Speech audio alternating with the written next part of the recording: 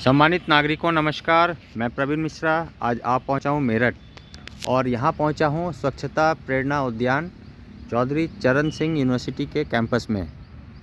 खुशी की बात यह है कि कचरे को एक अच्छा सिस्टम दिया जा रहा है और आदरणीय प्रवीण नायक जी ये कर रहे हैं। गार्बेज क्लिनिक के नाम से इन्होंने ये सारी संस्था को डेवलप करके चौधरी चरण सिंह यूनिवर्सिटी को सर्विस दिया है। तो कैंपस काफ़ी अच्छा है। इसमें कचरे का निस्तारण के लिए एक प्लांट बना हुआ है और इस प्लॉट में ये सारी चीज़ें चल रही है। चौधरी चरण सिंह विश्वविद्यालय परिसर मेरठ में राष्ट्रीय उच्चतर शिक्षा अभियान के अंतर्गत प्रस्तावित कार्य और कार्य का नाम है विश्वविद्यालय परिसर में कूड़ा निस्तारण प्लांट के निर्माण का कार्य। लगभग ये स्वीकृत लागत है 57.36 लाख का और जो संस्था इस पूरे सिस्टम को डेवलप कर रही है उनका नाम है garbage clinic and Infratech limited. तो बात करते हैं कि और क्या सुविधा है यहाँ पर और उन्होंने कैसे सिस्टम को डेवलप किया है जिससे कि जो कचरा है उसको एक सिस्टम दिया जाए और पूरी तरह से उसका ट्रीटमेंट किया जाए। क्लिनिक का मीनिंग है कि ट्रीटमेंट किया जाए, इलाज किया जाए और इलाज करने के बाद जो आउटपुट है आउटकम है वो निकाल कर फिर नेचुरल रिसोर्स में बदला जाए। तो ये सारा इंफ्रास्ट्रक्चर का ही रोल है जिसमें यहाँ ऑफिस है और ऑफिस में यहाँ पर बैठने का इंतज़ाम है और इसके साथ साथ पूरा एक सिस्टम यहाँ दिया गया है, टिन शेड है। और ये देखिए गार्बेज क्लिनिक मेरठ उत्तर प्रदेश ठोस अपशिष्ट प्रबंधन एवं प्रशिक्षण केंद्र। Garbage clinic waste resource recovery management centre, इसमें हेल्थ और वेल्थ की बात करते हैं और साथ में बात करते हैं चौधरी चरण सिंह यूनिवर्सिटी के मेरठ के साथ ही इनके कोलैबोरेशन में। बात हो रही है कि कचरे का क्या क्या सिस्टम होना चाहिए। तो कचरे को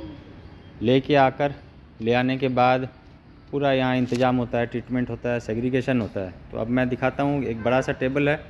इस टेबल में जो भी कचरा आता है इन बाल्टियों में अलग अलग किया जाता है और जो भी अलग अलग टाइप के कचरा है उनको यहाँ पर सिस्टम दिया जाता है। ये आप देख रहे होंगे कि जो बिन है अलग अलग, इसमें अलग अलग टाइप के हैं। तो घर के हाउस होल्ड बर्तन से लेकर चूड़ियाँ भी है, जूते चप्पल भी है, बोतल भी हैं और आप देखेंगे कि CFL और LED के बल्ब भी हैं और इसके अलावा आप देखेंगे कि ये वायर भी हैं और ये पाउडर और बाकी कॉस्मेटिक के भी डब्बे हैं और बहुत सारी चीज़ें हैं जो भी घर में हाउस होल्ड में यूज़ होते हैं वो सारी चीज़ें लगभग हैं। तो इनके पास ये कप भी आ गया है और ये सारी चीज़ें भी आती रहती है। लोग जिनको ज़रूरत नहीं है वो ये सारी चीज़ों को दे देते हैं। लेकिन सबसे बड़ी बात और अच्छी बात ये लगी कि एक सिस्टम दिया है इन्होंने। यहाँ पर आप देखेंगे कि सिस्टमेटिक वे में सेग्रीगेशन का एक पॉइंट बनाया हुआ और सिस्टमेटिक है। अब मैं आपको दिखा रहा हूँ वो जो मुख्य चीज़ें हैं वो ये है कि जो मोटा गत्ता है, कूट है, वो उन्होंने अलग से यहाँ पर सेग्रीगेट कर रखा है बोरे में। और इसके साथ ही अलग अलग टाइप के जो कचरा है, ये देखिए ये भी कचरा है, बोतल है। इसके अलावा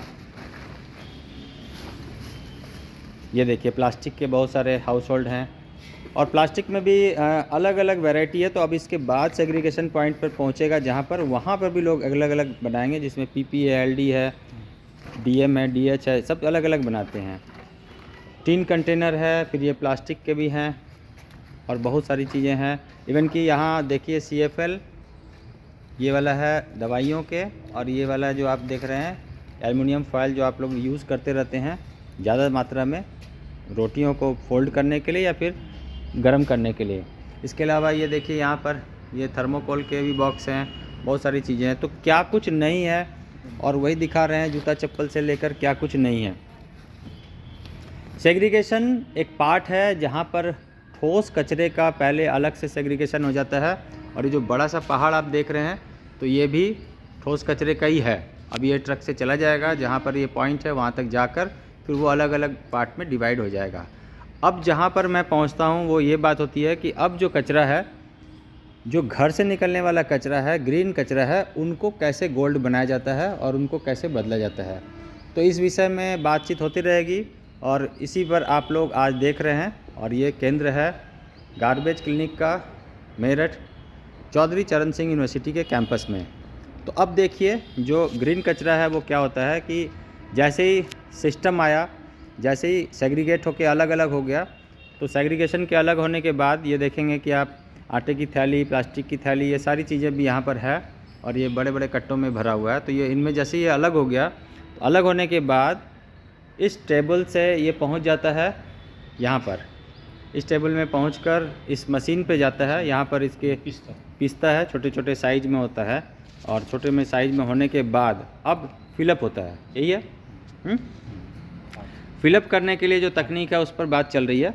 तो आइए आपको दिखाते हैं कि कैसे फिलअप होता है, कैसे यहाँ पर आता है। अब देखिए जो वहाँ पर कचरा पिस गया, मतलब यदि 1 टन है तो उसको पीस कर लगभग 250, 300, 400 किलो में अलग अलग कचरे के क्वालिटी के अकॉर्डिंग कर देते हैं और ये कचरा अब यहाँ पर फिलअप होता है। कचरा को जब भर देते हैं, भरने के बाद क्या मिलाते हैं इसमें? बायो कंपोस्ट पाउडर होता है जो इसमें। हाँ जी, कचरे को डिकम्पोजिशन हो इसके लिए कुछ है तकनीक, ये मिलाते हैं इसमें और मिलाने के बाद फ्रेगमेंट होता है। ये फ्रेगमेंट होने के बाद ये डेवलप होने लगता है और धीरे धीरे ये कम होने लगता है। ये थोड़ा नया है मुझे लगता है। हाँ जी, ये भी नया है। ये नया है। हाँ, ऐसे ऐसे होते होते कितना दिन टाइम लग जाता है इसमें? ये गर्मी में तो 20 से 25 दिन लगते हैं। ठीक है। और सर्दी में थोड़ा टाइम ज़्यादा लगता है। सर्दी में टाइम ज़्यादा लगता है, स्लो हो जाता है प्रोसेस। ठीक है। दूसरी अच्छी बात ये है कि कचरे से जो रस निकलेगा, लिक्विड निकलता है, ये भी यहाँ पर रिस्टोर होकर फिर यहाँ से बोतल में भर देते हैं। हाँ जी, है ना? बोतल में भर के फिर वो 60 दिन के बाद यूज़ करेंगे तो वो भी एनर्जी में कन्वर्ट हो जाएगा। यस, पानी मिला के। ठीक है। तो ये कितने हैं ये जो रखे हैं बॉक्स? 16 बॉक्स रखे हैं। तो कहाँ से कचरा आता है ये यूनिवर्सिटी से है। हाँ, यूनिवर्सिटी के कैंपस में जो लोग रहते हैं, रेजिडेंट जो रहते हैं, उनके यहाँ से आता है, बाहर से नहीं आता। शहर का कचरा भी नहीं आ रहा है। ठीक है। खास बात यह है कि कोविड के समय में भी जो सर्विस है गार्बेज क्लिनिक ने दिया है और काफ़ी अच्छा परफॉर्मेंस भी रहा है। तो बहुत शुभकामनाओं के साथ धन्यवाद भी देते हैं, क्योंकि इस तरह की मुहिम के लिए हम लोग पहुँचते रहते हैं लोगों को दिखाने के लिए कि आप भी अपने शहर में यदि कुछ सोच रहे हैं तो इस तरह के तकनीक को इस्तेमाल करके आप कर सकते हैं। ये कचरा देखिए फैलाया गया है जिससे कि थोड़ा सा ये वेपोरेट हो जाए और इसका जो मॉइस्चर है वो कम हो जाए। लगभग ये तैयार है। अब इसके बाद छन्ने की प्रक्रिया आएगी। ठीक है। छन्नी के लिए भी ये मशीन रखा है आपने, हैंड छानने वाला, हाथ से जो छन्ने वाली मशीन है।